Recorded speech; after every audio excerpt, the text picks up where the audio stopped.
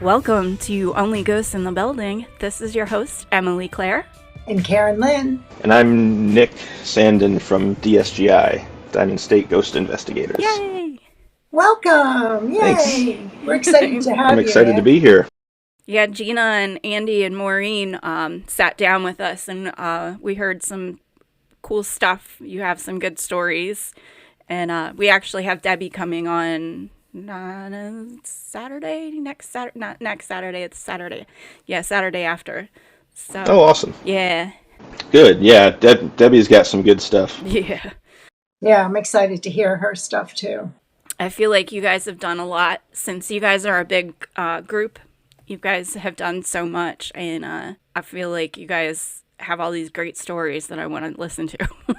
And a lot of experience that we are kind of interested in hearing about as well. So what do you do currently, Nick? So my job is kind of difficult to explain, but I'm a maintenance controller.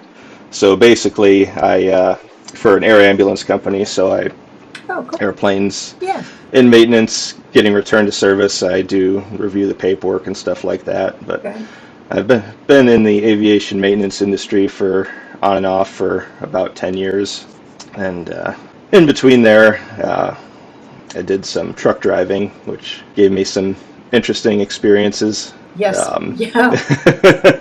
So. Yeah, it's funny. It's I was hoping that like going out on the road would be just paranormal galore, seeing weird stuff out there. But I only had a handful of experiences out on the road. But definitely was an interesting time. But yeah, I've been with the DSGI since 2014. I did the tours there at Fort Delaware, and was immediately impressed by the group and how level-headed everybody is, which is hard to find in paranormal circles. People who are, kind of grounded but also open-minded. So I immediately... They seem very disciplined in their approach, which is really impressed me. Yeah, very much.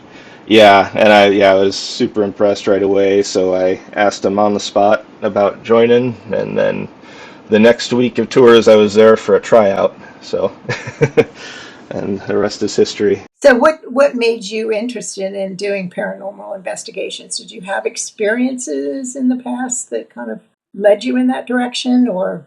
Yeah, I've been, honestly, since as long as I can remember, super interested in anything weird. I had a few experiences on my own,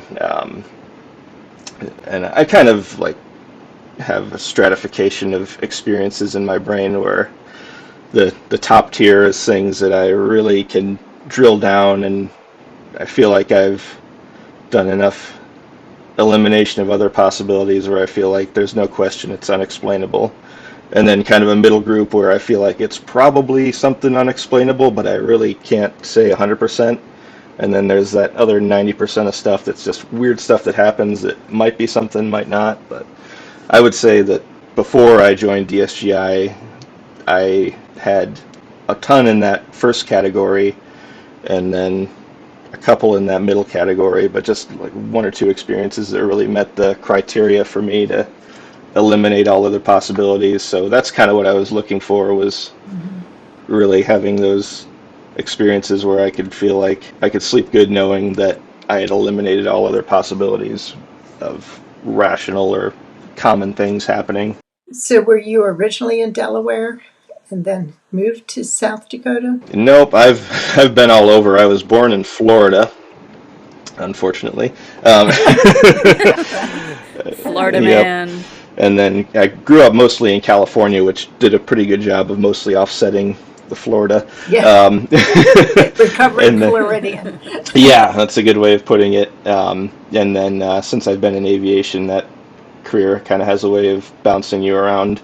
So I started off there in Texas for a year and then moved up to Delaware. And I was in Delaware for really not that long. It was 4 or 5 years. Yeah. And then I was in New York And I still did a ton with the group when I was in New York because it's a pretty close drive. But Yeah. yeah, and then since I've been in North Dakota, it's been a little bit more of a remote thing, but it's good. I still get to do quite a bit. I do a lot of research and stuff, so with the group. Oh, that's good. Yeah.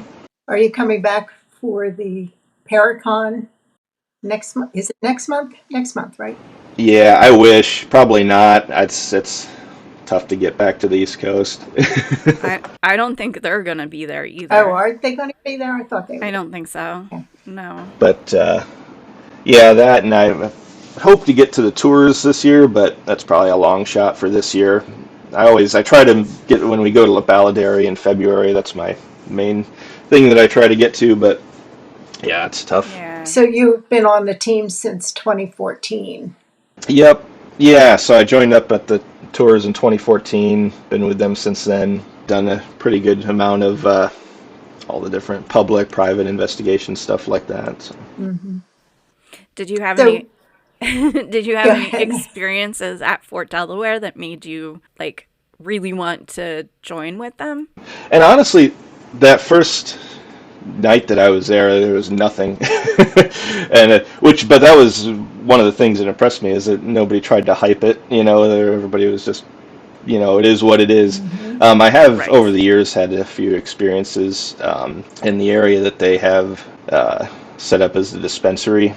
I don't know if you're familiar. It's in kind of the northwest corner of the fort, and there's a stairway that goes up to where there's the park folks have their little changing room and stuff. But Oh. um, it's kind of where you go back, and there's like a little counter, and they have all kind of like old timey medication bottles and stuff on the shelf. But I anyway, think we saw that. We didn't see that when we were oh, there. okay. It's a cool spot. It's one of my favorite ones to do, actually. But yeah, back there during a tour, had a pretty good sized group in there, and we were all. I think it was right after I kind of gave the introduction to the room. We were all chatting, and just kind of the murmurs were kind of starting to die down, and we were just trying to listen. And clear as day, heard like a little girl laughing, and it was when you hear those sounds that have an origin that is unknown, it kind of has that weird quality to it, kind of like an echoless. But I was able to I could hear where it came from, and it was like in the air in the middle of the room, and it was just the most bizarre thing. And we all kind of were looking at the same spot, but it was super clear. And it was a tourist, so we didn't have any recorders running or anything, unfortunately. But Wow. But you um, had validation from like all the other people in the room. everybody, yep. And then the person from the fort heard it. Yeah, everybody. It was really cool. I think it was either 2014 or 2015. That same early on when I was with the group when that happened. And then yeah, another really poignant one from the fort was me and Andy, who I know you talked to. Hmm. We were walking. We were in the on the far side of Battery Torbert in the casemates. So back there where you have to wear the booties and all that stuff. Mm-hmm. And we were just, this was in the middle of the night, we were just walking around, and we round the corner coming into one of those kind of corner rooms where it's like, I think they're like five-sided kind of Yeah. odd-shaped little rooms. And we got our flashlights lit up everything so we could see clear as day. And we both see very distinctly like this little blip of a something like coming across the corner of the room. Like it almost just looked like somebody's like shoulder or something was kind of like protruding through the wall and like moving like it didn't know the wall was there, and just Hmm.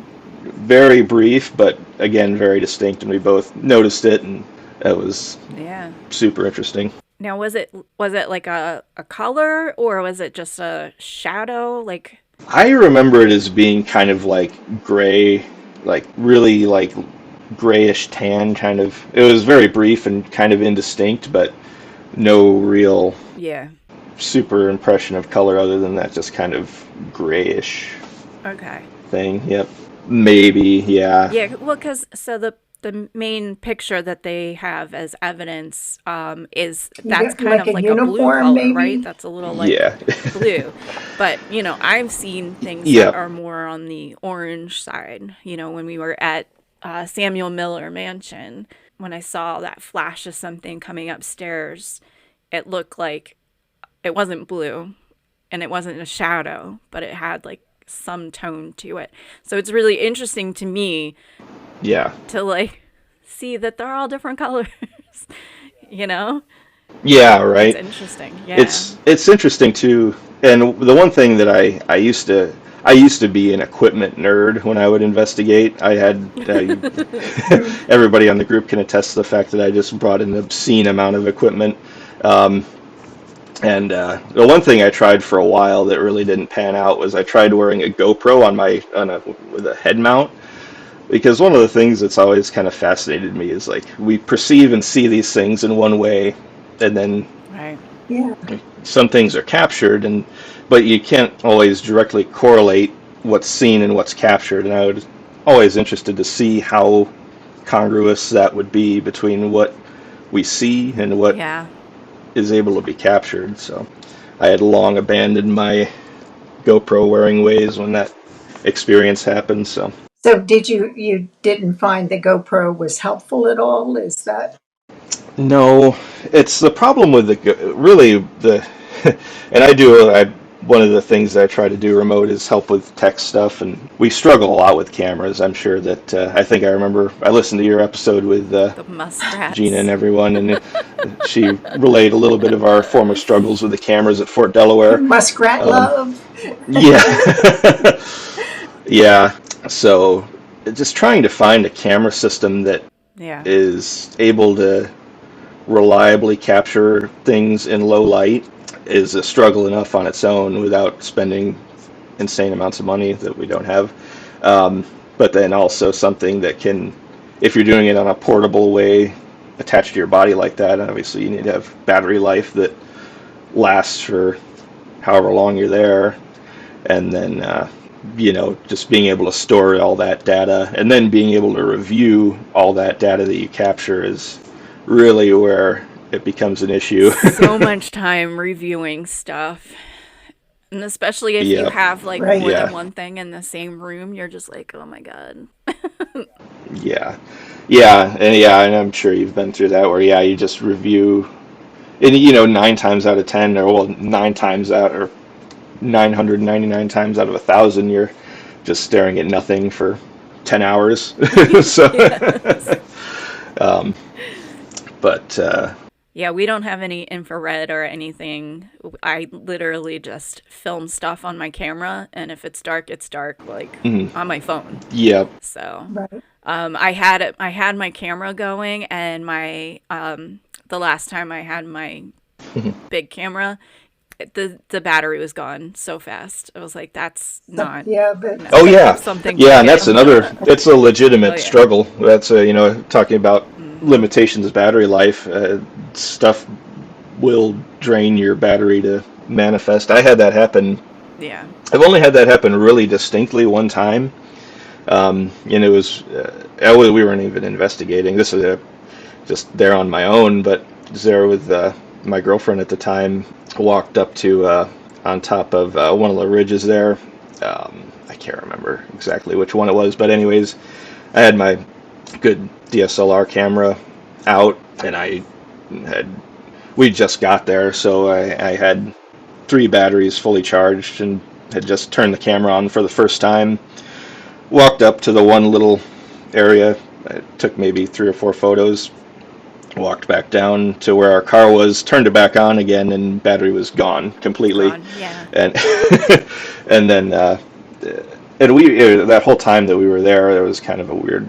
Didn't really see anything distinct, but there was kind of that weird. Where was this? This is in Gettysburg, Oh, and I Gettysburg. Okay. think I want to. I can't remember what exact location it was in Gettysburg. It's on top of the one famous round ridge. round top. Yeah. Yep, that's it. Mhm. Yep, Little Round Top. That's the one. Um, yeah, but super distinct abnormal battery drain. Um, and yeah, that can cause issues when you're investigating and Yeah. have limited batteries. So Yeah. were you with Andy when when they went out into the park and got nailed at night when they weren't supposed to be there? No, That would have been something that I would have liked to have been involved in, but no, I wasn't there. This most recent, I was with them there last year, but not this year. Missed out on that fun. Yeah, we need to. That's something we haven't been to Gettysburg. I mean, I've been to Yeah. Gettysburg years ago, Hmm. but I haven't been there to investigate. So Yeah, it's something I'd like that to we go. should do. So what was the most haunted place? Was Gettysburg the most, or I would say Gettysburg is. It's so hard to quantify because talking about something that's the most haunted, it's because stuff is so. You can go to one place that's insane one time and then go back 10 more times and it's never. That's just nothing. Yeah. It's really kind of is a timing thing. But yeah, I would say Gettysburg right? is probably a good one to call out for the most haunted because if you go to one place that's not super active, you can just walk across the street and go to another one. And, Good chance. The percentages are high. yeah, exactly. Have you been to Samuel Miller? I have not been there. No. Okay, I think that's someplace that you would enjoy going. Yeah. Oh, I love all of them. I love It's pretty active. Yeah. super. Yeah. Hmm. Yeah. I love. I just really enjoy going, even regardless of the activity level. Just to be able to get in, go and walk around some of these historic places we get to go is really a joy for me.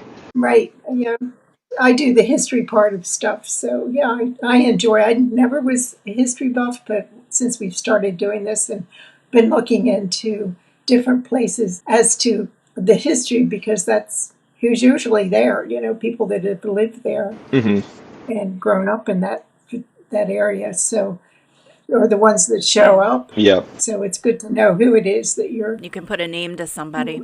investigating. Oh, okay. I Yeah. like walking into places not knowing anything because I like getting that validation and things like that. So, Okay.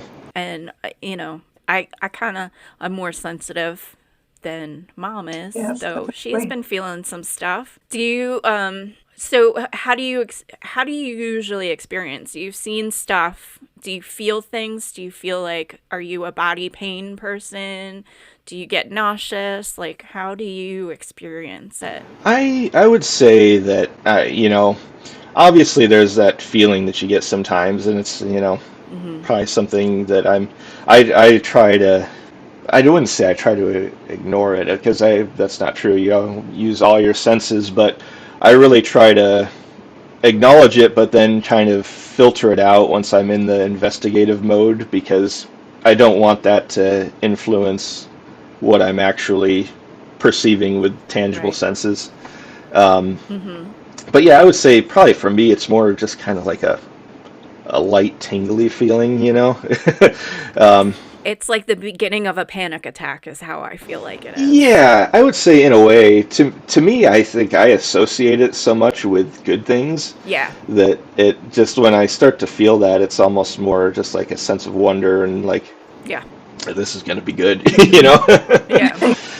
um, Yeah, no, it's like when I say like a panic attack because most people have experienced a panic attack, and when you mhm, start to feel like your senses get heightened, you tingle, mhm. and you feel like a little out of breath, Yep. and then you can go bad and go to the panic attack mode, or you do what you did and filter that out and kind of push Yeah. forward in a good way. Yep, for sure. Yeah. It's your body. I mean, we're meant to have a sense of awareness because, we used to have to worry about lions and tigers and bears. Hmm. Fight or flight So, Yep. or yeah. freeze. So you So have, that's one of the things yeah. that a lot of people, I think, freeze. I tend to Hmm. freeze when I'm like, oh my You're gosh. like, oh no, So, something's happening. Yep. But yeah, are there any? are you, Oh, sorry. oh, sorry. I was going to say, do you get scared at all? I really don't. I used to, and it's so funny. Like I'm sure my my mom's gonna listen to this and be dubious about this claim, but because I used to when I was a kid, I was scared of my own shadow. Like I was terrified of the dark, whatever you name it. I wouldn't watch scary movies, nothing. But at some point I just, and I think that's probably why I was more interested in these kind of things, is because you're kind of drawn to Mm-hmm. shed light on what you're afraid of. And I really, especially by the time that I got with DSGI, it was really more a sense of just really being intrigued and seeking out those experiences. Yeah. Are there any places that you wouldn't go? Not really. I love, I think Gina talked about, we stay away from anything that has like the, quote unquote kind of Right. demonic or Demonic whatever label. have you. And Yeah. I tend to think Yeah. that's more rooted in the people involved in the situation than anything, but a good reason to stay away from it. But yeah, I think that's, to me, if anything's going to cause actual danger and investigation, it's not going to be the paranormal, at least in my experience. Right? So that's more the factor of Right. looking in. I mean, I've heard of people getting scratched and things like that if they taunt. For sure, and I wouldn't put it out, and I've never, I've been around people who've had experiences like that. Never had it happen to me myself, but But if in the grand scheme of things, that's a scratch. You know what I mean? yeah, Like, you don't want to mess with it. It's just, to me, it's putting up a boundary. Like, I can do this to you. Don't make me do more. Do you know what sure, I mean? absolutely, yep, and that's, Mom's you know, nervous about that, though. She's like, I'm too scared. I No. don't want to go anyplace scary. They talked about Trans-Allegheny. No, thank you. I would not go to Trans-Allegheny. See, but I would. Yes. Yes, thank you. I'm going. yeah, I would say actually one of the more, talking about those kind of, physical experiences, one of the more poignant ones that I can think of actually happened at Fort Delaware, which it's kind of surprising because it's not known for that kind of thing. But and this is the first year that I was doing the tours. It's probably the first or second tour that I was on my own.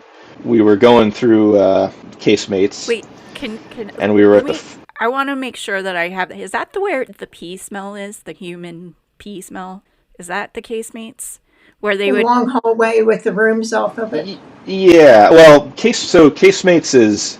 I'm not sure about the human peace smell thing, but so casemates is, so Battery Torbert, the big concrete structure that kind of divides the middle of the fort, uh-huh. where it has those. Trying to, because we've only been there once, and it was in the Okay. dark, and we were kind of, rushing through it with the shoes, putting on those little Shuffling all shoes. around the So I'm place, trying to right. remember. There's two Oh, places that were kind of like outside. It was like the brick structure, and then we were in. yep. Okay, so in my head, I feel like it's towards.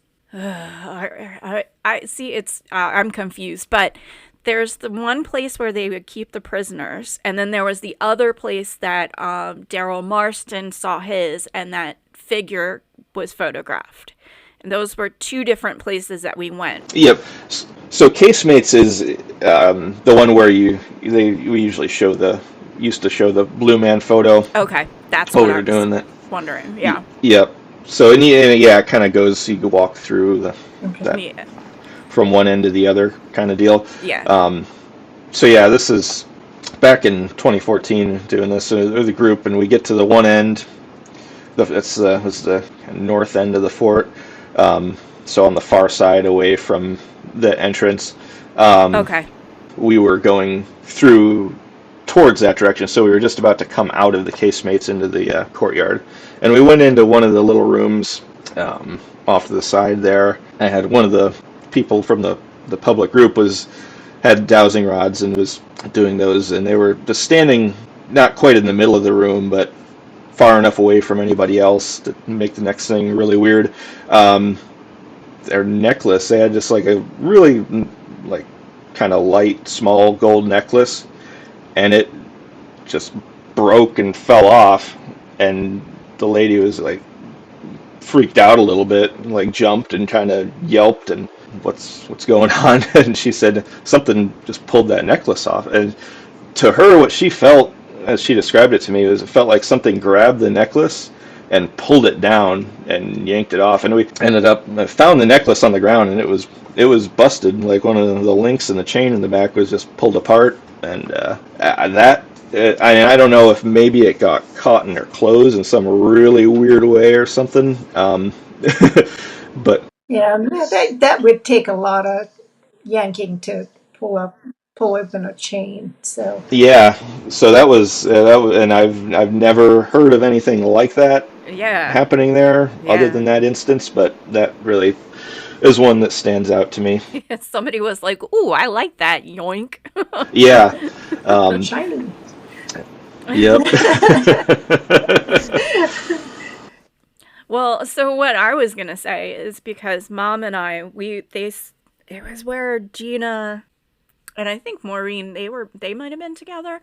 This was before we even knew them. It was like last minute we got tickets and we ran out there. And Mom and I went to that place, and it smells it's like old pee. Oh. It's where they used to keep the prisoners in. Yeah, Oh, the prisoners were. the out. Are you talking about outside the fort, like way outside? No, Okay. no, in the fort. Yeah. But it was, I remember, like a long, damp hallway. We had to put the boots on. Oh, Yeah. you're probably thinking of that's like inside of Battery Torbert. I think it might be what you're thinking of, or it could be Casemates. Either way, they're both kind of have the similar vibe of being smelling a little bit musty and being out in that part of the fort. So, Yeah. yep. Well, I started feeling nauseous. Oh, And then Mom got like a really sharp pain in her neck. oh, really? No, that was not there. I got in the canteen is where I got the sharp pain in my neck. Oh, I see. I thought you got. No, but I did feel heaviness in that Okay. area. But you got kind of I sick to your was stomach because you getting went into nauseous. one of those rooms, Yeah. and it was where they kept the prisoners, and they told us, it smells there because they did not provide any facilities for the prisoners, Yeah. so they just And went wherever they somehow could. that urine has sunken in. May actually be talking about the same place that we had that experience. Now that I'm With the shoulder? with that necklace. Yep. Oh, Yeah. okay. Oh, with the Yeah, I think Yeah. I think Fort Delaware is kind of cavernous and has lots of nooks and crannies, so it's hard to, Yes. without being there, it's It's hard to easy. nail down. Um, Yeah. but I yeah, don't even know if I could find it again. yeah. Like going in there. Well, and yeah, that's the other problem is a lot of those, especially in that casemates area, a lot of the rooms look identical. So Yeah. hmm I mean, I bet Gina knows exactly where, because I know that it was her oh, okay. as the group leader there, but she is probably like, oh yeah, but she's not here to tell me, so. So what was your most profound experience? Do you have anything other than what you've discussed already, or? So looking back towards my experiences that I had before joining the group, Mhm. or that really, there's a couple things that really that meet that highest category for me of things that I can't explain, that just push me over the edge of being like I live in a world where I can't explain everything.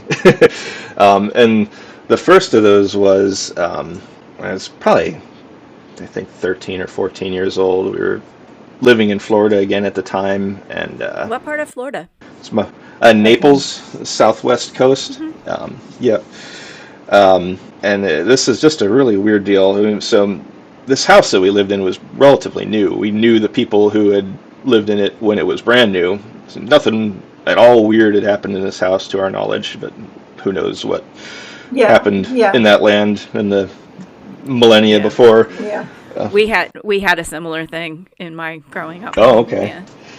Yeah. So anyways, yeah, we were just one night, my mom and stepdad and I had come home from dinner, and we were just in our kitchen chatting, and my mom and I were looking one way across the kitchen, and my stepdad was looking at us, and we were facing where our dining room is, and after later talking between each other, what my mom and I both saw very distinctly was like a baseball-sized ball of light just move in like an arc across the doorway into the dining room.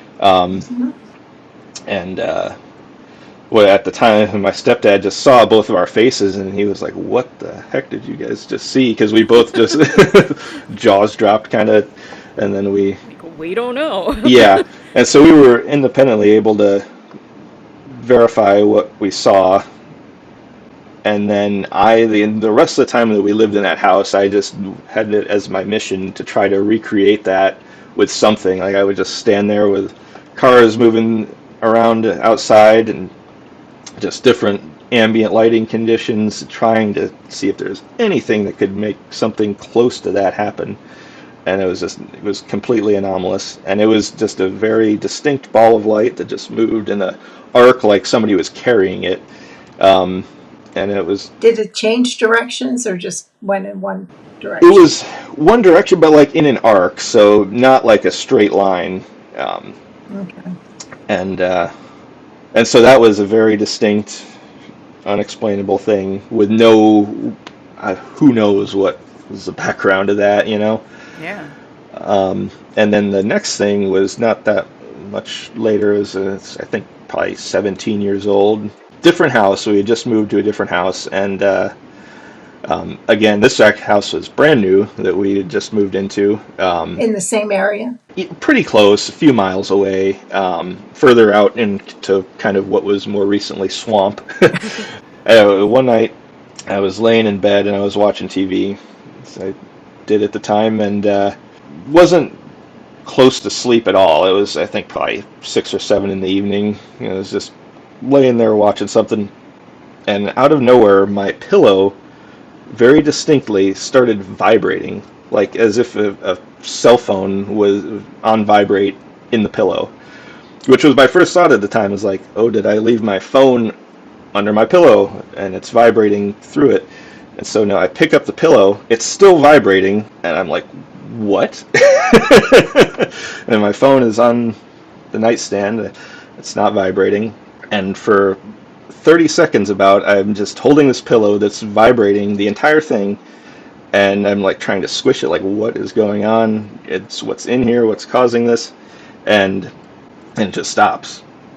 And I think it was about 30 seconds on the nose because I was looking at my clock on the nightstand, Huh. and I pulled the pillowcase off. It was just a feather pillow, like absolutely nothing Nothing could get abnormal. into it, right? Yeah. No, and it was the integrity. It was intact, you know, like. So weird. So that was just one of the more bizarre things that's happened in my life that I, to this day, have no idea what the source of that was, but completely inexplicable. Well, at least it wasn't a tree roach or a tarantula, right? Yeah, no, yeah, that's yeah, that's super profound in my understanding of the universe, as it were, that I live in a world where I can't just explain everything, which is kind of the world that we all want to live in, I think. Some people don't. Yeah, There are well, people that don't. now I They don't want don't. it. Now I love the question. I kind of went through that phase of like trying to explain everything, and kind of came to a place where more than anything, and you know, like I said, when I was first off investigating, crazy equipment, I just brought thermal cameras.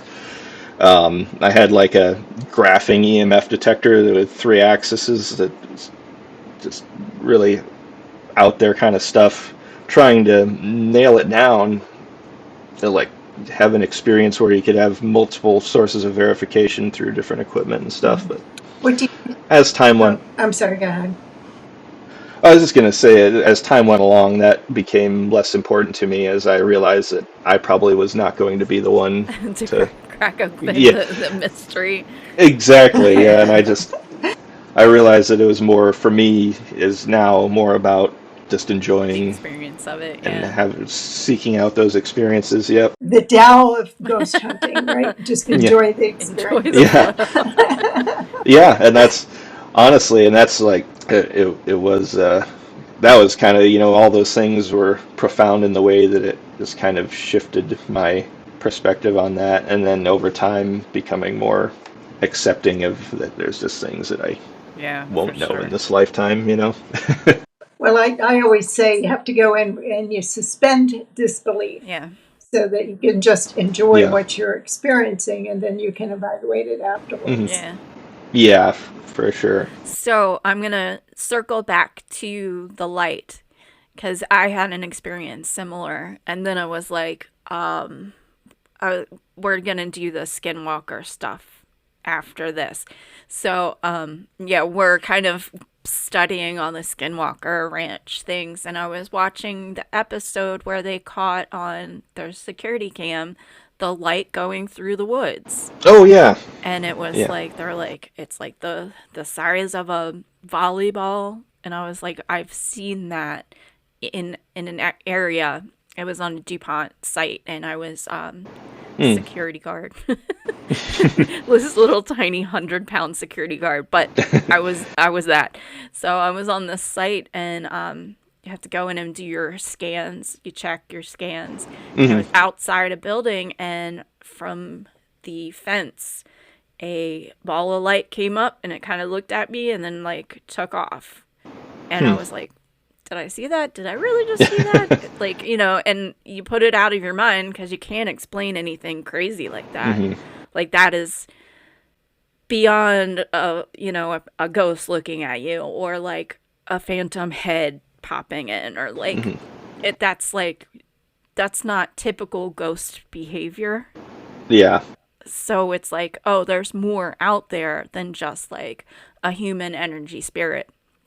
And my friend was telling her about that, and she said, well, there's elemental spirits out there, and in that area there's a train track that goes up and down, and one of the things that you do as a teenager in that area is you go on the train tracks, and people have had experiences with ghost trains, but that's kind of where it was coming from. And she said it's probably upset by all the building that we're doing on this, and having it be a DuPont site, there's a lot of building that Yeah. is on there, and a lot of activity stirring up. So I'm wondering if, like as you said, that was the second in your experience. That was the second. You were the second people living in that house that was Hmm. new. So do you think maybe that was kind of more like a land elemental, or something that is more? Yeah. I don't know. I mean, I really, to ascribe it to anything would just be purely a guess. um, Speculation. We're into yeah, which, speculation.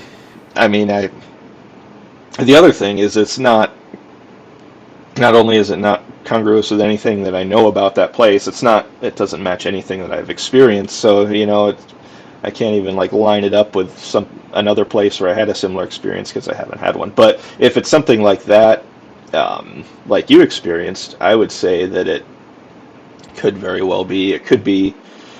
I mean, Lord, who knows? Like anything between that and for all we know, UFOs, something interdimensional. So like the open Yeah. up the bag and just pour it out. It could be any any kind of thing. But UAPs are now the word. So yeah, that was my UAP phenomena thing going on. So yeah, and it's I mean, that's they call fairies. I mean, we're not fairy people. That's more like Scottish and Irish mhm. folk. But, they talk about ghost lights and fairy lights and things like that. So I think that we're all kind of experiencing it all over the place. Yeah, And, fairies would be elemental. So it's kind of like, do I really believe in fairies? I don't know, but I did see something weird. So it's kind of like you have to open your mind up to like everything. yeah, for sure. Yeah, and that's the other thing is we talk to there's all these things are experienced throughout time and different cultures and whatnot, and like people have a tendency to say, oh no, that only happens there. But really I think it's a lot of the same thing happening everywhere. We just all have different names and beliefs behind it. So Right. what? And not able to put a name to it or an previous experience with Hmm. it. So if it's something that you've never heard of Yep. before, like most of the things I'm learning about, I mean, I've kind of heard the name, but not really knowing is What it was. Yeah. Yeah. going on and some of the things. Skinwalkers. So you don't know what you don't know, Yeah, for but you sure. have that experience, but you can't tie it into anything specific. Hmm. Then you just say, And then that makes you not believe it. or you question yourself and say, was it just a glitch in my eye?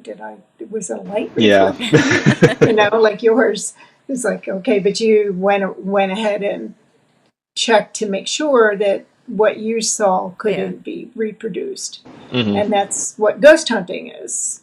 So Yeah. whether it's ghosts or entities or phenomena of some sort, then Yep. it's the whole thing is verification. And I think that's where people get confused about ghost hunting, because you're not like going out to look at or most people aren't looking for scary stuff I and would. trying to nail something down. Here it is. But it's just you're trying to look for things that you can't debunk and Yep. say this happened and I can't debunk it. So it is something, but we don't know exactly what. Yep. Unless they come out and tell you through a medium. Yeah. Yep. Which is That's happened. true. So, I mean, I wouldn't have believed that either, but apparently it is a thing. Oh, yeah, And and that's yeah. that was kind of a thing for me too for a long, long time. Is I really put the lowest amount of credibility on psychics and mediums and that kind of thing. But then again, and I had a eye-opening experience with Debbie in our group, who Mm-hmm. really kind of does the medium thing in the most low-key way possible. And you know, obviously, my thing is whenever there's money changing hands in the paranormal, it's just done for me more more or less. Unless I can verify it independently.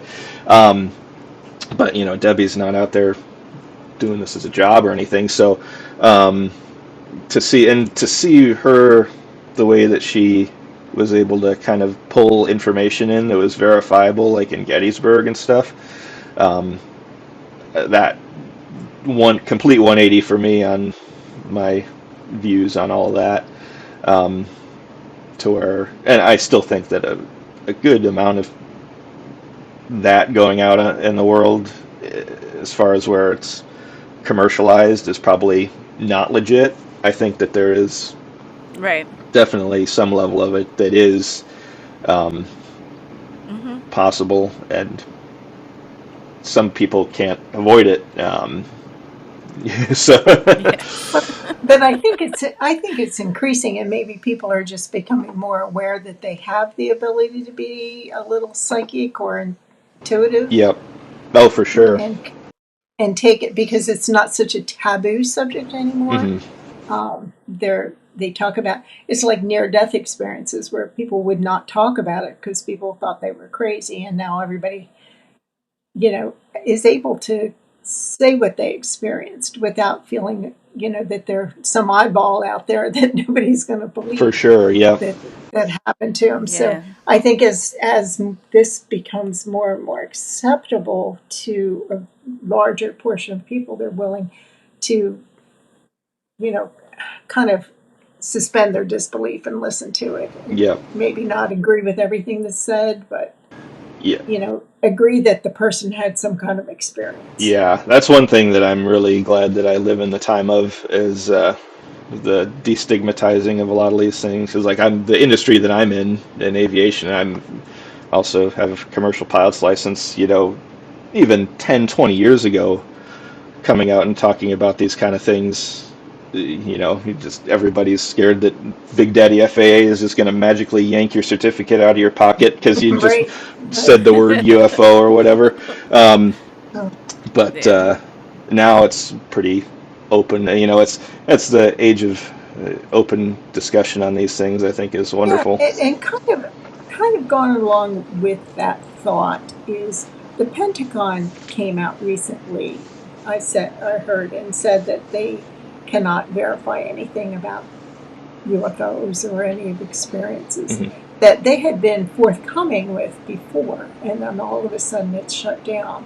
Why do you think that happened? I don't know. I mean, trying to understand what the government's doing is a lost cause, I think, for most of us. But um, I think with the UFO disclosure, I tend to be of the mind that they probably don't know as much as we would like them to know about what's going on. Yes. And so they're And it could be very scary for a lot yeah, of I think that people. people want disclosure to be this thing where they're like, "Yep, we know about it and it's cool. We dealt with it." But I don't think that's the way it is. I think they're like, "Yep, we know about it, but we have no idea what it is and how to deal with Kind of it." like us, right? Exactly. We So, know there's something there, but we don't know exactly what, yeah. right? Yeah, there's no big daddy holding Yeah. their hands out there and making everything Exactly. okay. Like as much as Americans want to believe that the government or, there's a bunch of us that Conspiracy Hmm. theories, don't, right? yeah, which is now tainted, Yeah, right. unfortunately. That's I was a huge conspiracy before Q, and I was like, oh, I know, he's doing right? Yeah, it. killed it for the rest of us. Yeah. Yeah. But yeah, Um, well, so how far into, because we're now I'm going to yeah. shift to Skinwalkers because Hmm. we're talking Right. about this, but Mom hasn't seen.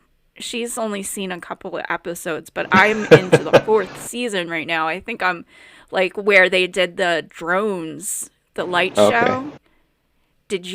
Have you I'm gonna seen pop the any of bubble a little that? bit. I actually have not seen any of the new Skinwalker Ranch show, but Okay. I don't. Boom. Crazy. I'm sure that they're Crazy. getting neat stuff. I tend to kind of Oh my I'm a God. little honestly I'm a little scared to watch it because I was such a huge fan into the what like George Knapp did with the original documentary on Skinwalker Ranch and all Yeah. that that I'm Yeah. afraid Bigelow. the new show will like somehow cheapen all of that. I'm sure it's great, but I should No, watch it, I guess. Okay, good to it know. doesn't. It does not cheapen it at all. And like the first season, I was like, but then it gets Mhm. crazy, and they keep doing all the like. They love their Oh, rockets. They are just shooting rockets everywhere, and they do aeronautical stuff. Like the one they do fly by with helicopters. I'm interested in this, so I can talk about it because he was feeling these winds, but it wasn't windy out, and it was like pushing them from this one hmm, area. That was like pushing their helicopter out while they're trying to scan where they think the interesting. portal is. So it's really And crazy. they've used Like it drones gets and all of really that. good. Yeah. So they're Yeah, oh yeah. mapping out. They've done so many, and everything they do, they're like, okay, we're gonna get closer to figuring it out, and everything that they do, it makes another Yeah. big question. So one of It's the like, I things you can't. told me, Now we have another question. Yeah. one of the things you told me is Wait. that they have a portal. They discovered a Uh-huh. portal, maybe a portal. Yeah, well, the theory behind it is he thinks there's a wormhole because back in the Bigelow days, they would see that orange light, and somebody said that they saw through into like it was like they were nighttime sky, and they could see daylight through this Hmm. hole in the sky. Do you remember that in the book, or did you read the I book? yeah, I've seen the I didn't read the book, but I've heard it recounted and saw the Documentary. documentary. Yep. Yeah. And then there was one where he was looking at it infrared, and there was like a creature crawling out of this space, but the other Yeah. person couldn't see it. So like there's something very unknown, and it's making spikes in the frequency, like almost like a communication. So it was 1.6 on the scale, and they're like, we're not doing this. This is not us, and it sounds like a Yeah. communication. So that's when the Pentagon got involved and got what's his name? Not Trevor, Uh, Travis. yeah, I know who you're talking Travis. about. I'm bad with names. Yeah. Yeah, but they got him and they put him on the UAP task force for the Hmm. DOD. DOD. I always want to Oh, are say you talking? Yeah, I DOD, but think it's now DOD. yeah, I know what you're talking about. Yep. Yeah, and he was working for them for 2 years, and he couldn't tell anybody. And it was because they needed to check this out and make sure that it wasn't them, or it wasn't our government, or it wasn't another government, but there is something Yeah. there that they don't have any idea. So it's very interesting that after that, and he could talk about it, the Pentagon was like, nope, we don't know what's going on. Nope, it's not, there's nothing to be seen here. When they're still on the ranch doing all these experiments saying, no, there is something here. So to me, that Pentagon release that Mom was talking about, Yeah. don't listen to that. So, They're trying to cover something up. so have you had experiences with portals, Nick? With portals? No, Portal. I wouldn't. I mean, again, that's one of those things that, like, have I? I don't know, because some of the things I've experienced, maybe that light thing was some kind of portal weirdness, but I also, so I've been to so in my little foray into truck driving, I did that for about 3 years, and I started off with a company based in Salt Lake City, and so when I was in training, I had a fair amount of free time, and on the weekends I would go just little road trips wherever. And one of the ones I did was out to Skinwalker Ranch because, of course, and obviously I did. This was I think before the TV show was even on. It was kind of in that intermediate period where it really wasn't very well known yet, and but you couldn't go on the ranch, and I still think that most people, I don't think they like give tours or anything, but No, the security is very tight there. Thank you for listening to our episode with Nick Sandin. I hope you stick around for part 2 coming next week. If you have a story you'd like to tell us, please email us at onlyghostsinthebuilding@gmail.com, or you can find us on Instagram at Only Ghosts in the Building, or Facebook at Only Ghosts in the Building. We also have a Patreon at patreon.com/Only Ghosts in the Building, and you can come join for free, or we have a $1 a month tier or a $5 a month tier. Come check us out. We have a lot of good content there. I really enjoy the app and all its capabilities. You can listen, you can watch, and you can read and check out all our content right on there. We have merch for sale at onlyghostinthebuilding.com. There's some really cute stuff, including kids' clothes. Go check that out. Help us by buying some cute clothes. Thank you so much. We will see you soon. Bye bye. Bye bye. Bye bye. Bye bye.